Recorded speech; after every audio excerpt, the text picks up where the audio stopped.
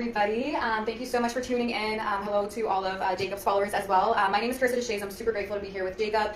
For anybody that knows Jacob, he is the owner of New Hampshire Custom Tattoos here in Hooksett. We had a chance of connecting a little bit recently, and he seems like an amazing person. I'm so honored to have him. For all of you that may be viewing from his Facebook, my name is Carissa and I host the Faith Over Fear podcast.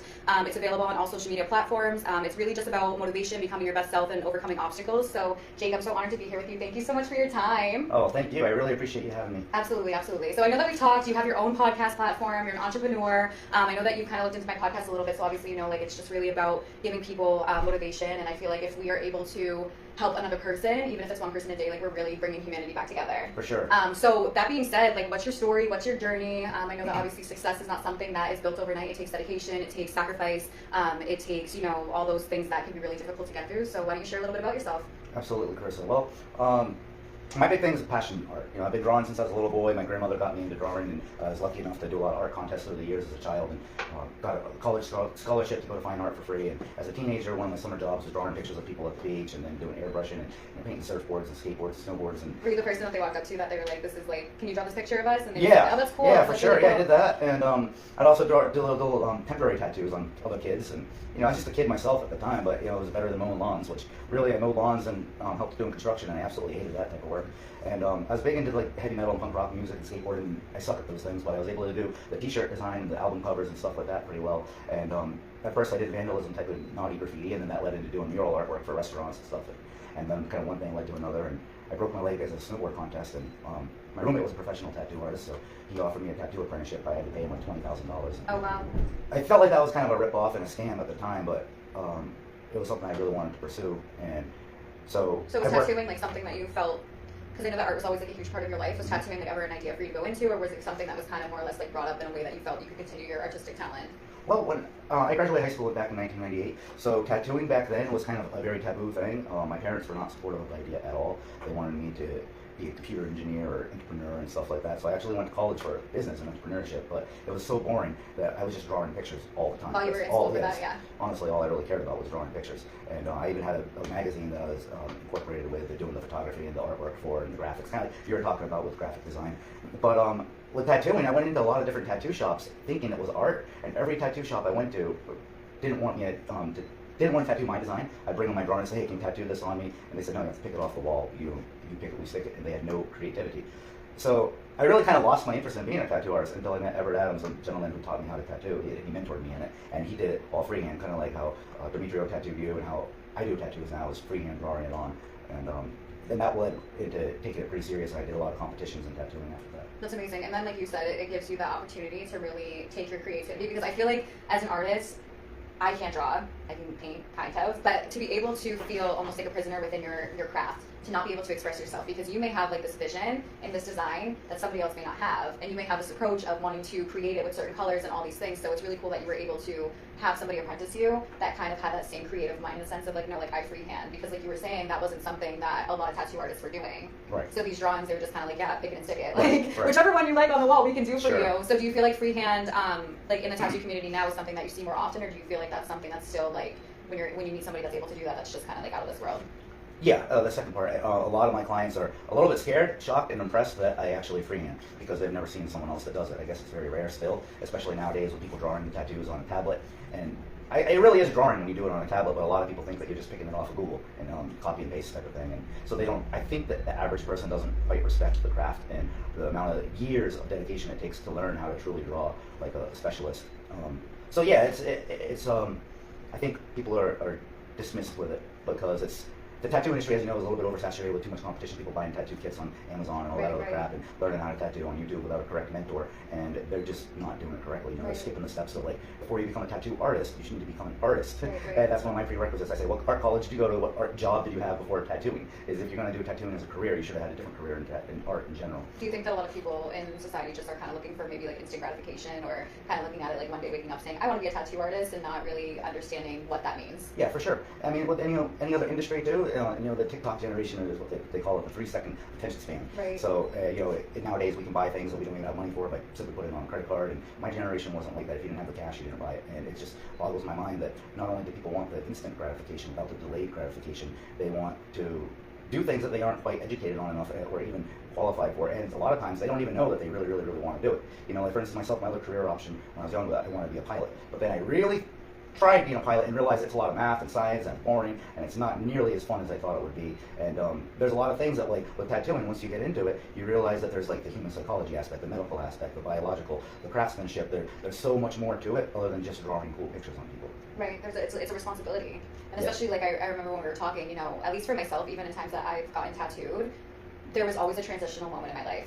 So whether it was I felt like I was growing into this new stepping stone in my life, and I'm like, I'm changing, or I was going through a really detrimental time in my life, and I just needed, they call it ink therapy. Sure. You know, so I'm sure that you have experiences where people are coming in, you know, they're really opening up to you. It's that level of trust and commitment. This is something that's permanent. So when you're coming in, you're getting a tattoo, like, people are putting their trust into you in such a deep way, and you're also, you know, giving them your trust also. It's that relationship that you build. So it is a huge responsibility. Oh, for sure. It's not just something that's like, yeah, let me just put this on your skin. It's like, okay, like, how can I support you? And like you said, I mean, even when I've gotten tattoos, you know, not just from Demetrio, but, you know, from other people, I end up talking and I'm just venting and I'm just, you know, this is what's going on with me. I just lost somebody. So it definitely is a process. I kind of wanted to talk to you more about, like, the apprenticeship. So how was that experience for you? How long of an experience was that? Like, how long did it take for you to get your tattoo license after being an apprentice?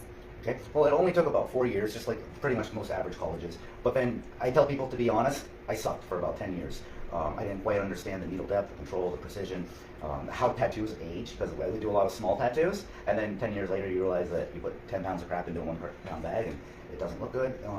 So after about 10 years, you know, you got kind of good, and especially I would do a lot of tattoo contests, and honestly, I lost a lot of them at first. You know, at first I was arrogant because all my customers and friends thought I was the greatest shit ever, and really I was a piece of shit compared to the best. But then I'm lucky that the best weren't scared of me in competition, and they mentored me even further than my original mentor, because I would ask, hey, can I sit next to you and watch you? And just like you even were teaching me stuff about Canva, they would show me stuff about tattooing from, like, literally the best and the best of the tattoo industry, but I'd have to spend literally all my money, and I was pretty much living out of my car, traveling around the country, going to all these conventions, and then sometimes I was blessed enough to even go to these people's tattoo shops and work with them.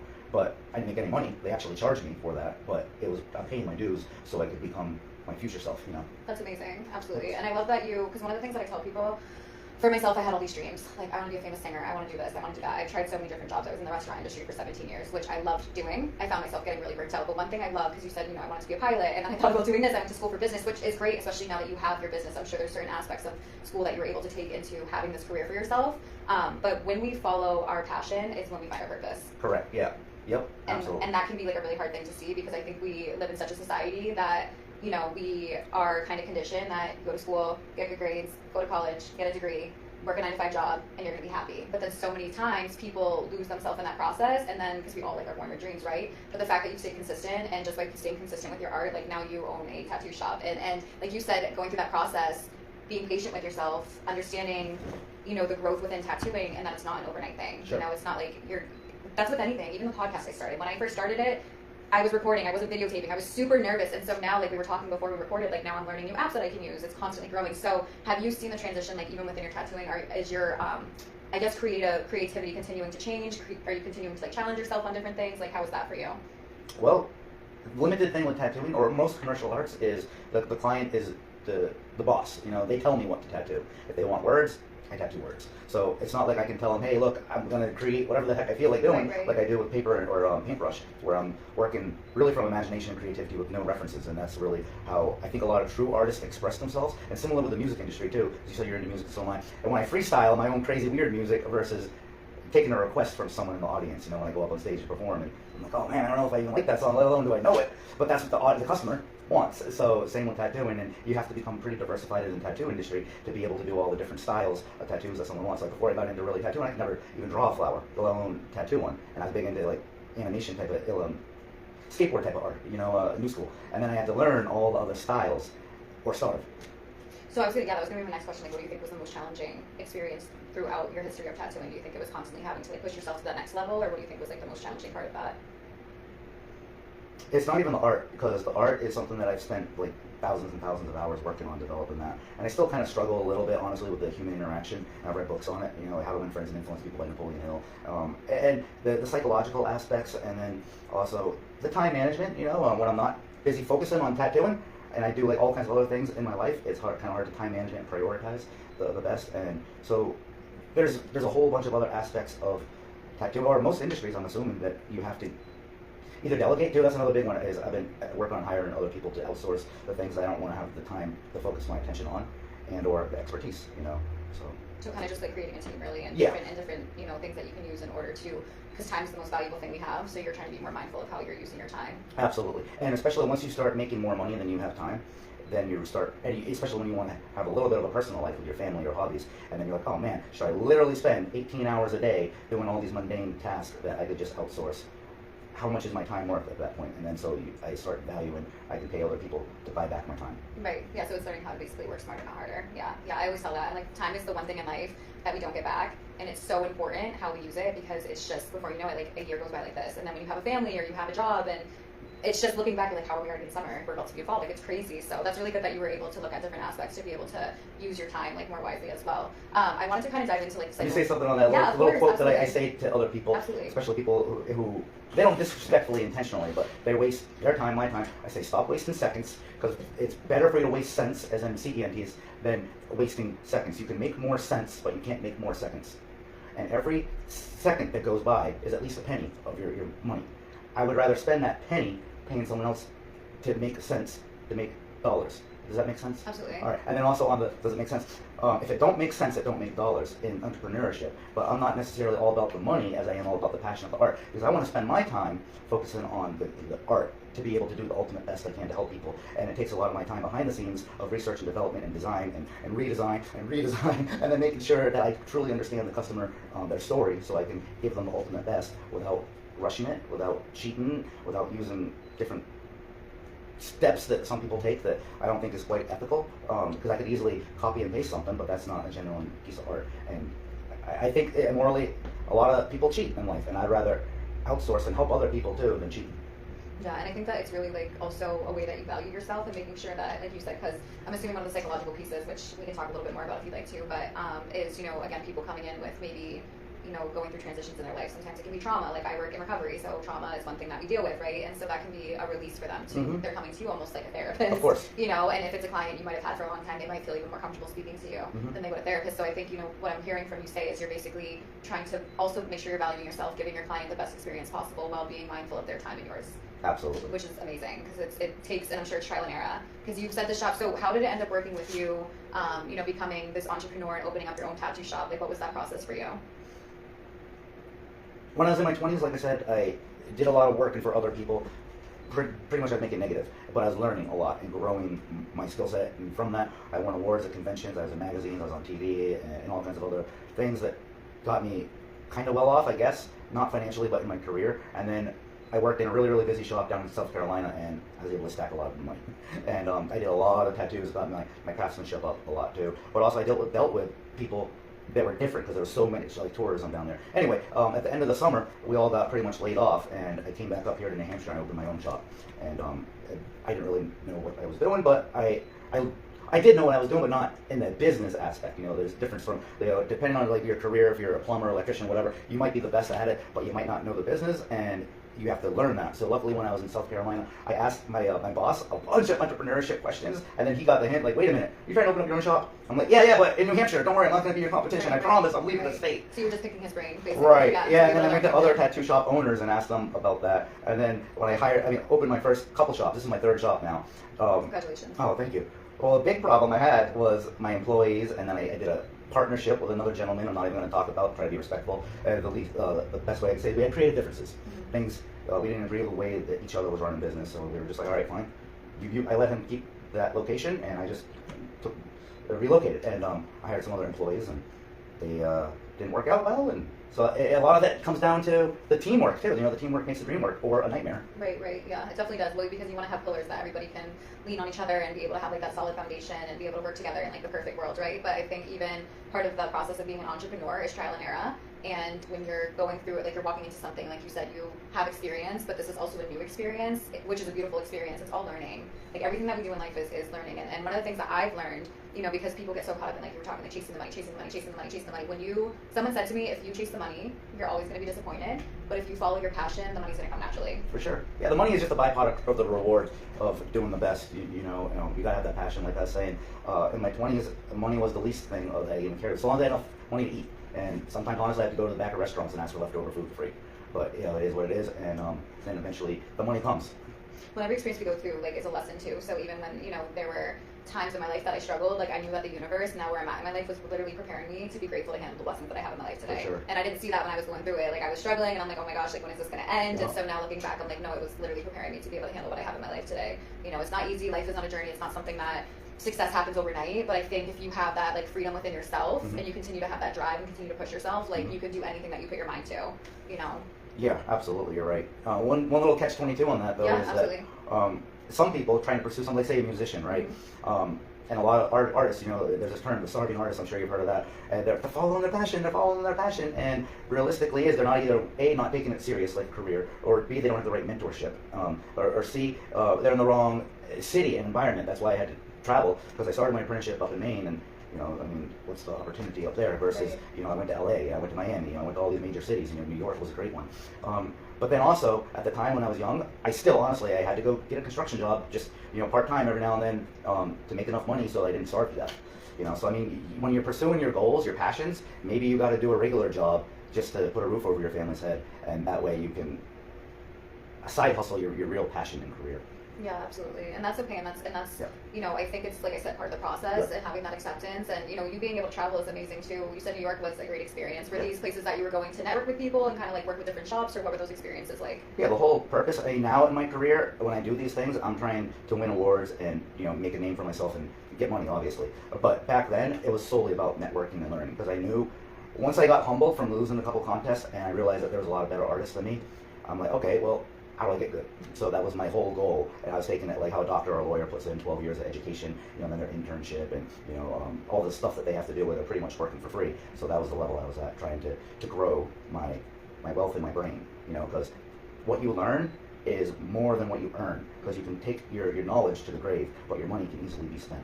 I love that. That's so wise. I love that. Yeah, that's a cool way to say it. And you learn things mostly from experiences. Yeah, absolutely. And I mean, we can read books, listen to podcasts, and all this other stuff, which is great. Right. It's way better for people to do that, I say, than watching Netflix and chill or listening to stupid music. Because it's productive anyway. Yeah. But then by networking like this, like what you showed me in 5 minutes about Canva, I think I learned more than watching tutorials on YouTube, because I didn't have that human interaction. Right. But I think I would learn even more if I did it, especially when you tell me, no, you're doing that wrong, do it like this. Okay, let me copy exactly what you're doing you're like at the second. Hands-on learner. Right. Yeah, for sure. It's same with sports, or like learn how to ride a motorcycle or anything that's like physical and mental. Well, there's only so much you can learn from a video. Right. I mean, you can. Like, I'm pretty sure you can learn how to build a car on YouTube nowadays. Yeah. Who knows? Everything. You probably order the parts from Amazon. Oh, sure. Everything is accessible. But when you have that human connection, that's why, like, I love networking, and I'm so grateful to be sitting here with you. Like, I'm so grateful for this journey. Like, I'm grateful for your journey. It's amazing, and that's why I said, like, congratulations on all your success, because networking will get you farther than anything else in life. Well, they say your network is your net worth. 100%. Yeah, you know, and so many people, and like you were saying, podcasts and all these different things, they're amazing. Your experience is going to be able to teach you the most, because everybody has their own perspective. So like you and I could be looking at the same painting, and you could see something and you could be like, oh my gosh, look at the detail, look at this, like it reminds me of this childhood memory. And let's say I'm not as in depth, I could just look at it and be like, wow, what really pretty colors, you know? So everybody, whenever they're going through experiences, that's why I try to, when I speak to people, I don't say, I understand what you're going through. I'll always say I identify with what you're going through, because I feel like, let's say like we both had a childhood that was very similar, maybe we went through some trauma, I identify with you, but I don't have the same perspective of you because I'm a different person. So yeah, networking is your net worth. You can learn from people. And one of the things that I also love that you said was basically that there's space for everybody. So I think a lot of times in entrepreneurship, even in networking, even with what I do with the podcast and like working towards opening up a clothing brand, all these things, I've reached out to people for advice, and sometimes they don't respond. I will only reach out 3 times because I value myself, and so I notice a lot of times when people are evolving or they're growing, it can be looked at as competition. I think it's important as humans for us to stick together and for us to start reminding ourselves that we can learn from everybody. Even if we have the same craft, you could teach somebody something that they didn't know. You could learn something. It's always important to remain open and willing, and just remind yourself that there's room for everybody to grow.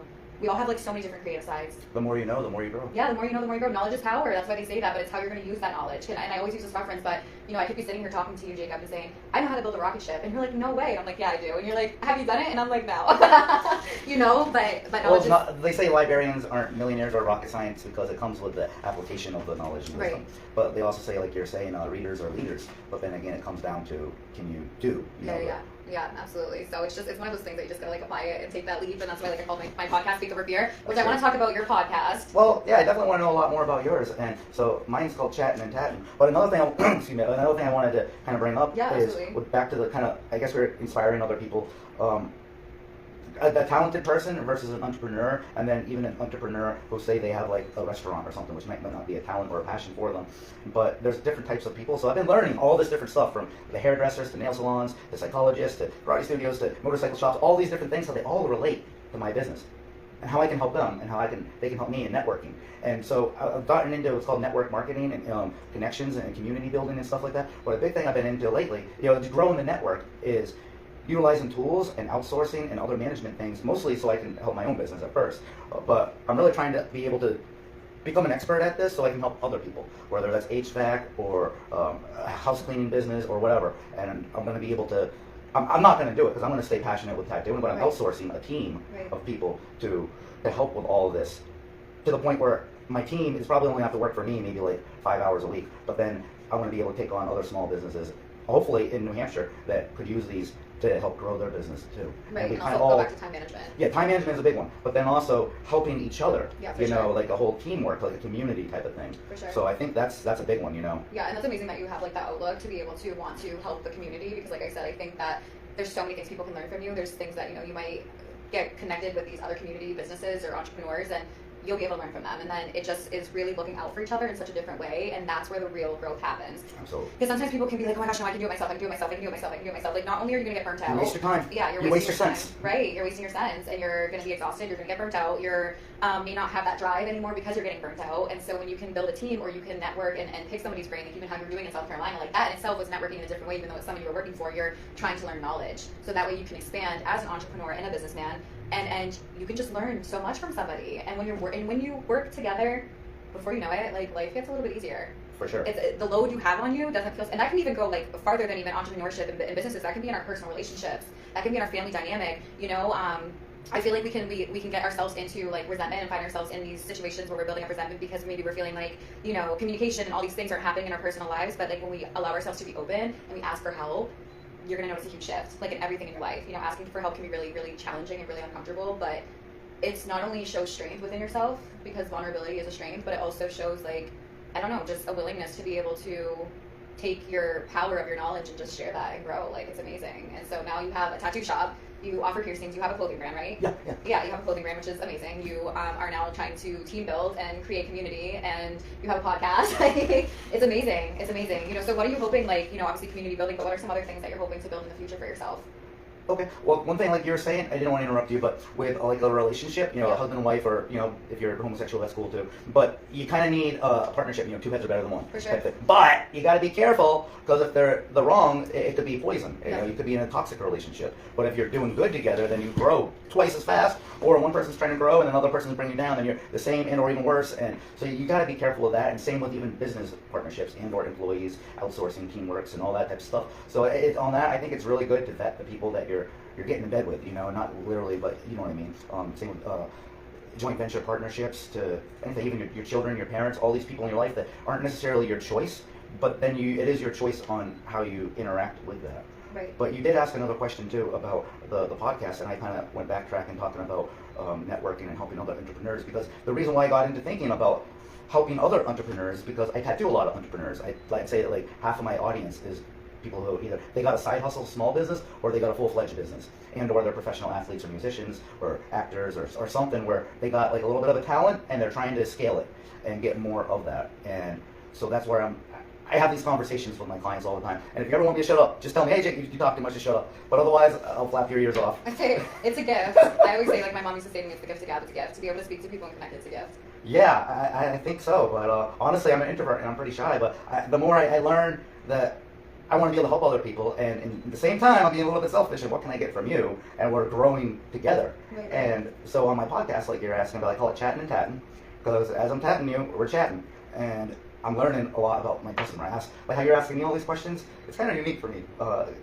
I ask a lot of questions because I genuinely care, just like I'm sure you genuinely care. And as I'm texting them, why are you getting this? Oh, what are you into? And oh, wow, that's your career. Well, tell me about your family. And what's your goals in life? And how do you see yourself getting there? And then some people say, oh, you're like, I used to be a drug addict and I quit. I'm like, oh, great, good for you. And overcoming bad relationships, bad locations, to whatever it is. We've all had some trauma in our past, and we all want something good. No one ever says to themselves, no, I'm really planning on being a homeless drug addict. And like, no, I want to go to prison. No one says that. Right. But if you ever find yourself in those predicaments, then people, well, you should have thought about that, shouldn't you? Right. You shouldn't have been hanging out with those people. people. I think it's so easy to judge people until you've been through it. Like I always say, and not for nothing, like, you know, I grew up, my dad was an alcoholic. I found myself, I'll share something personal, I found myself homeless and I was addicted. And I didn't think that that was going to be my life. I never thought that that was something I was going to go through. And so now that I'm on the other side of it, like I always say to people that it's so easy to judge until you have somebody that you love that's affected by it, or you're going through it yourself. And sometimes it could be a divorce that triggers it. Sometimes I know people who have gotten a surgery and they were prescribed painkillers, and next thing you know, they become addicted. I know people who lost their jobs, and nowadays with inflation and everything that's going up in the economy and the prices of rent, like,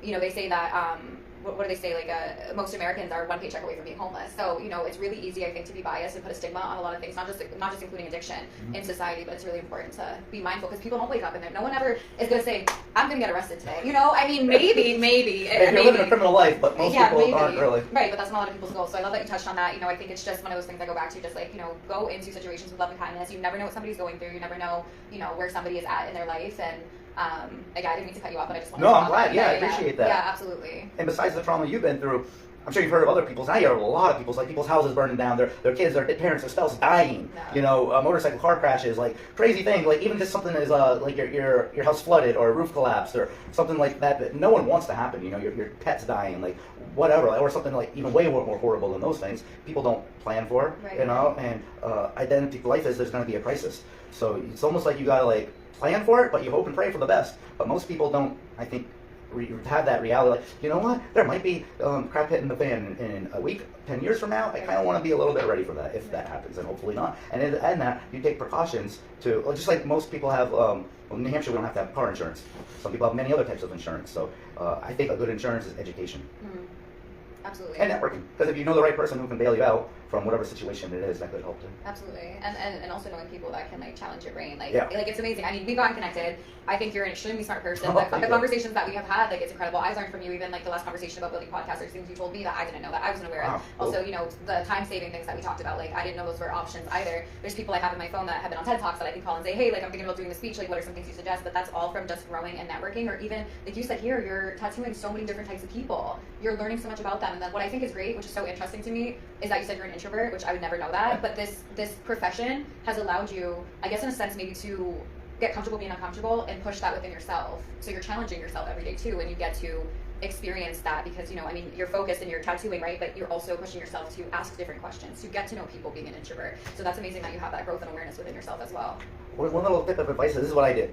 And the reason why I was an introvert is I spent so much time with my head down drawing. Right. Sitting in my room all alone, just listening to music, and I'm not really learning anything from music. But now I purposely force myself to try to interact with people, and yeah, sometimes it's awkward and uncomfortable, and I think to myself, what's the worst that's going to happen? They're going to make fun of me? I'm not going to get beat up, I'm not going to go to jail, I'm not hurting anybody, it's not like falling down skateboarding hurts worse than talking to someone. Why am I so scared? But a big one is, if you have an empty cup, it's hard for you to spill out, but if you have a full cup, then you can overflow. In other words, the knowledge and wisdom that you've learned from reading other podcasts, you know, listening to smart people. And nowadays I love how YouTube is, so we can absorb so much. And be careful what you scroll on your social medias. If you're looking at nonsense, that's what you're going to fill yourself up with. If you're looking at toxic or poison or negative or drama, that's what you're putting in you. Just like food, you know, you are what you eat. Well, same with you are what you listen to and consume. So I consume a lot about tattooing, and by learning that, I'm also learning interactions with people and stuff like that. There's a lot more to tattooing than what you're saying. So even for yourself, if you ever feel like, what do I talk about? Study other people, you know, yeah. And then that will just kind of regurgitate out of you naturally. You know, I've read the full Bible 3 times, and that's a great literature, whether you believe in it or not. You know, it's just so many things that we can learn from.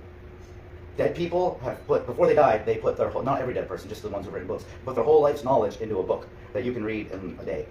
And that's like insane that you can get, 60 years of wisdom in one day of just reading. No, absolutely. Yeah, everything's accessible, but like you said, I think it's important to be mindful as to what it is that you're looking into, because you are what you become. And you were talking about like the 3-second like attention span basically, and how like everything's trending nowadays. Like this is trending in the next week.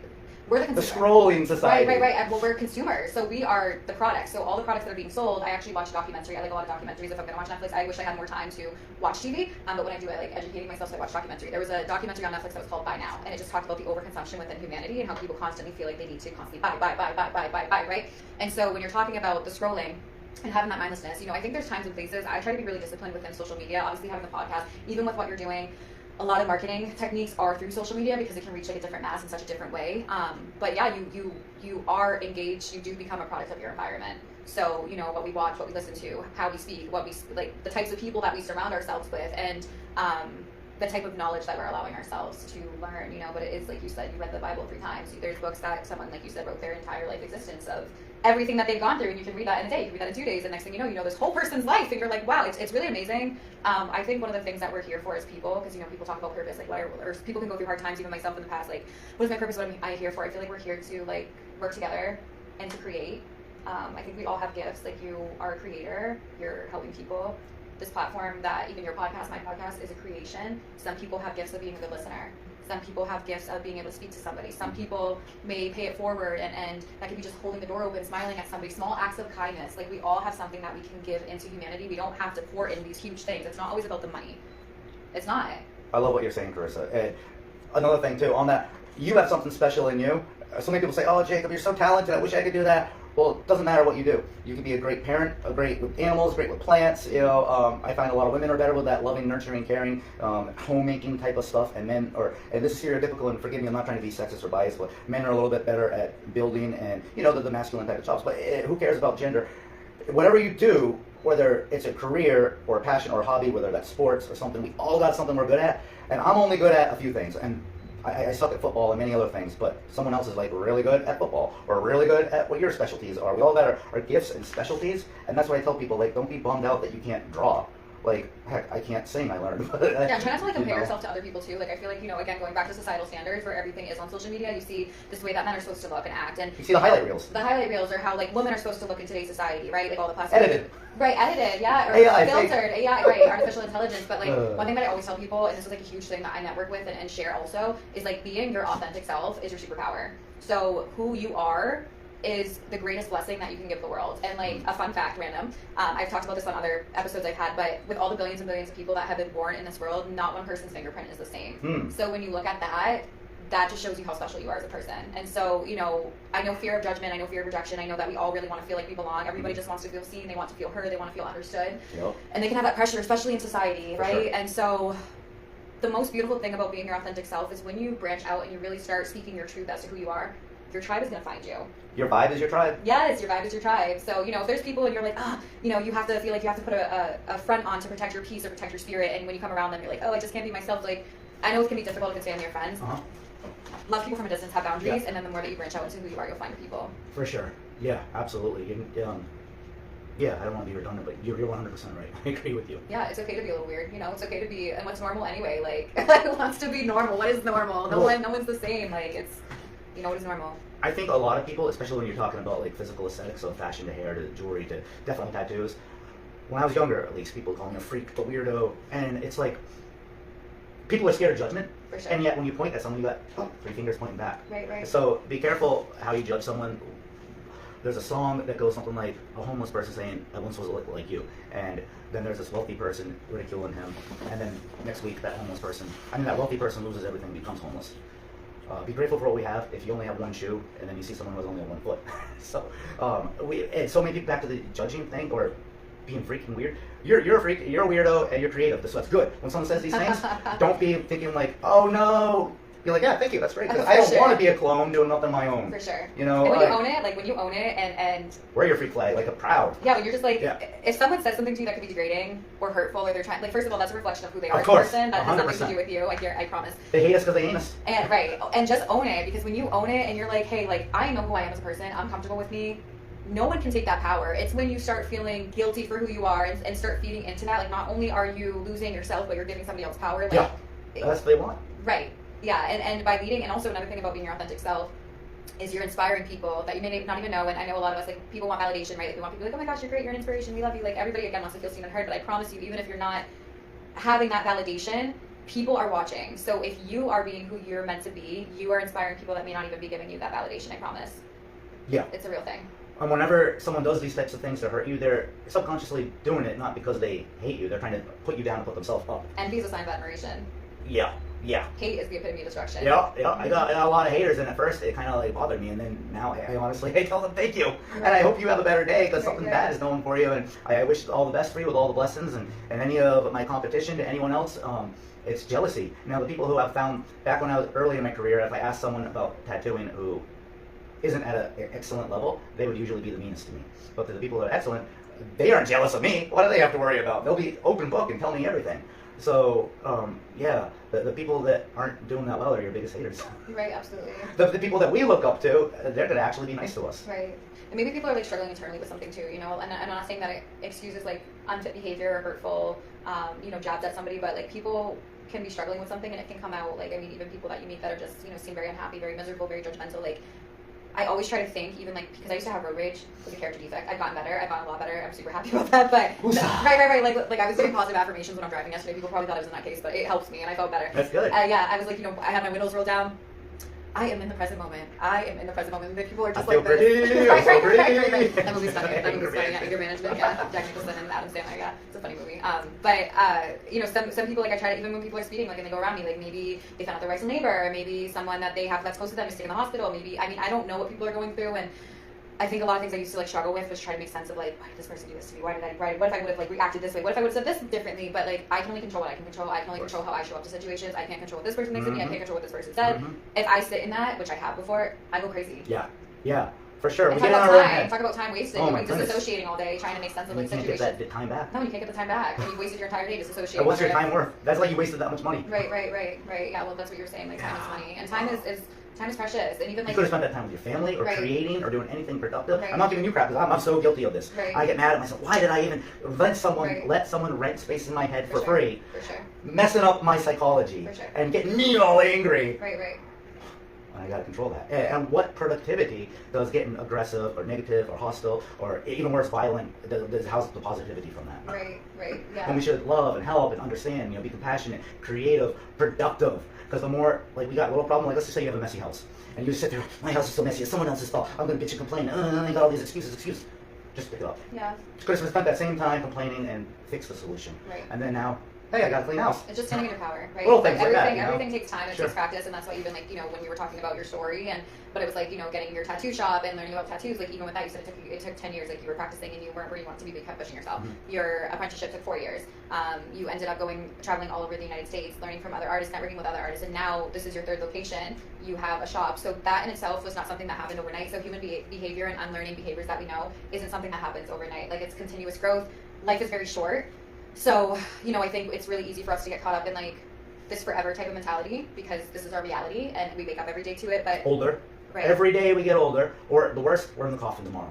Right. Well, I hope that. Yeah. Well, that's a reality. We never know when our time's up. We can get hit by a Mack truck on the way home. Right. Yeah. It just teaches you, you know, to be able to see gratitude in a different way, see life in a different way. Like, even if you're not, you know, where you want to be, and I have a lot of growing I have to do with it myself too. There's a lot of goals I have for myself that I have not accomplished yet. There's a lot of character defects that I'm still working on. Like, I'm human, right? And so I know these things take time.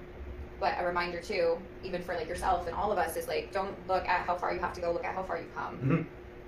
Because where you are today, like, you have plans to be with the community, you have a shop, you're helping people. That's huge. And this all stemmed from this passion you had of art, you know? Sure. I appreciate you saying that, Carissa, a lot. And another thing on that too, they say that people that complain about the situation that we're in, it's kind of our own choice, even though we all have excuses and we want to blame situations on other people or whatever. Most people don't want to take self-accountability, myself included. But you think back 5, 10 years ago, what have you done for the last 10 years? That's what put you here. For sure. And one thing, I'm grateful I woke up today. I literally woke up thinking, Jesus, I'm not in the coffin, I'm not in prison, I'm not in the hospital, and I have enough water to poop in. No one's shooting at me. Right. I don't have hepatitis. Like, we're doing pretty darn good, you know? Right. And not to mention all the other things that I am doing better than I was 10 years ago. Let alone some people I'm doing better than. I'm not trying to say that I'm better than other people, but the only reason why I'm at that level is because of all the hard work, sacrifice, and struggle, and not wasting time drinking or doing drugs or wasting money even going to Dunkin' Donuts or these other stupid things that even I've done before in the past. And I've made sacrifices to make better choices with my time and money and talent and productivity and networking. But then also, if you stay on this track, you think to yourself, where do you want to be in 5, 10 years from now? Okay, now you reverse engineer. How do other people have been at that level? What did they do? How can I study their success? Because success leaves clues. And anytime I see people online that are doing great, I ask them, how'd you learn that? What advice do you have for me to get to that level? Also, what sacrifices and struggles did it take you? How long did it take you? How many hours a week? You know, it's not an instant gratification thing. It's thousands of hours, 10,000 hours, they say, to be good at something. And so you got to reverse engineer and be like, all right, the next 5 days, I'm going to do these things. Next 5 weeks, next 5 months, next 5 years. And then 10 years from now, I should be doing pretty darn good with myself. Right. God willing, we're still alive and we're not in World War III or whatever the heck could happen. So. Right, yeah, and just being like present in the day and just doing what you can today, but also like remaining to have goals for yourself, I think is important, and giving yourself grace and patience and just being kind to yourself. Dedication too. And dedication and consistency, because I mean, there's things that in my life I felt like I wanted that instant gratification. Again, that's where it comes from. The what did you call it? Swiping society. Yeah. It's the instant gratification. Like, you know, even with you see marketing, you lose weight today, in a week you can, you know, boom. It takes diet, exercise. Yeah, at least 3 months to lose weight. But there's so many different marketing techniques. Or do this instantly, have this instantly, whiten your teeth. There's just so many bunch things of baloney, that are just instant for marketing as sell points. Yep. It's all marketing. Yep. I mean, we could get a sleeve tattoo in one day. We could go down the rabbit hole with this conversation, honestly. But to keep it more leveled off, like, yes, it takes time, and again, when you follow your passion, you find your purpose. So for me, it was like, you know, this podcast wasn't something that I wanted to do since I was younger. Like I told you, just had gone through experiences, and when I got on the other side of it, I started motivational speeches on like Snapchat and Facebook, and I had people that reached out to me and they just said, hey, you have a way of speaking, like I'm really resonating with you and I'm really inspired by what it is that you're doing. And so I had a friend who I was talking to and basically was like, I think I'm going to start a podcast. It was literally a random idea. And they were like, do it. And I didn't know what it was going to be called. I had no idea. And so I ended up calling it Faith Over Fear. And I went to Burlington the same day I came up with the name, and I was shopping, and they had a candle that was like turned backwards, and it had a big red sticker on it. And I picked it up, and it said Faith Over Fear. That was the candle's name. So I knew confirmation that this is what I'm supposed to do. Long story short, when I started this, I was super nervous. I originally was just talking, then I started interviewing people. And now fast forward 2 years later, I'm now sitting with like people as yourself that are amazing. I've been able to reach, you know, people across the United States. I didn't go into this to make money. I'm not making money from it. I went into this because I just wanted to give people a voice to know that they weren't alone and to help other people. And so there's times that I've interviewed people. I had the worst headache of my life. I was so dehydrated. I had the worst headache of my life. As soon as I came on interviewing them, I didn't think about my headache one time. So I knew that this meant something to me and that this was something my soul thrived on. But, you know, all those experiences of having hardships in life led me to be able to have the space for others to help them. And I understand why those nights of like pain or days that I wanted to give up, or, you know, depression, anxiety, PTSD, all those things that I had gone through, like led me to my purpose, which is simply to help other people. So it's simple. That's great. It's not always complex, but that's like what you're doing too. You're helping people too. And so it's a really beautiful journey. I just like, again, you know, I think me and Jacob can kind of agree just to like trust the process, you know, believe in yourself. And I mean, you've heard, you know, his story a little bit today. And for those of you that, you know, get tattooed by him, like he's definitely an incredible person. This is not an easy journey. Life is very difficult, right? Like we go through experiences, but you can do anything that you put your mind to. And we are coming up on time. So I do just kind of want to like to leave people with a voice of inspiration. I guess if there's one last thing that you could leave to our viewers, including your viewers, that you could share, like maybe for somebody that's going through a hard time, just to leave them with, like, what would you tell them? Oh, I have a lot of questions for you. Okay. I think we're gonna have to do another podcast. Yeah, I'll interview you. Absolutely. But what do I want to tell people is, you can afford to do anything in life that you desire enough to put the hard work and dedication to. I don't mean financially afford either. Some things that you need an education, a mentor, you need to travel for. You need to get the practice, and you're going to suck and fail at first. You got to pay your bruises to get your bruises. That's the same my dad told me with snowboarding. And I've broken a lot of bones in sports, but with anything, where it's music or acting or baking, cooking, raising children, anything, you have to put the dedication in. So don't cheat yourself. Treat yourself to greatness, because there's no need for you to accept ordinary when you can be extraordinary. And that's what I'm trying to be. A lot of people think I'm the best tattoo artist around, but yet, honestly, I'm very humble. I've only won maybe a third, at the most, probably more like a quarter of the contests that I've entered in doing tattoo conventions. And there's better people than me, and I learn from them. Instead of being all bummed out and angry and depressed that I'm a failure, it's a learning opportunity. Because what you're not earning, and once again, not necessarily financially, you're learning. So there's no losses. An L isn't a loss, it's a lesson. So whether you're a drug addict or ex-criminal or whatever, you're not identified and branded as that, a failure. You're God's creation, and there's people in your life that love you. So whether you're depressed or going through a bad relationship or whatever, remember, it can't rain all the time, and you're going to overcome with the right support team. I want to know more about Faith Over Fear. It sounds like you help a lot with drug addicts and stuff like that.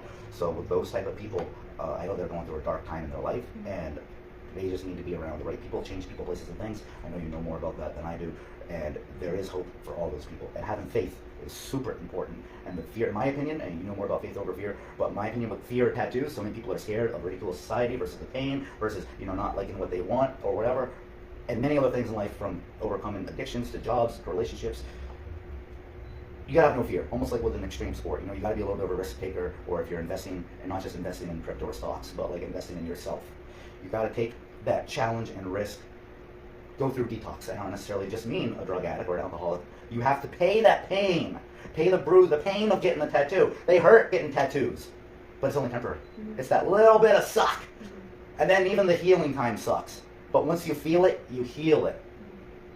And you get over it.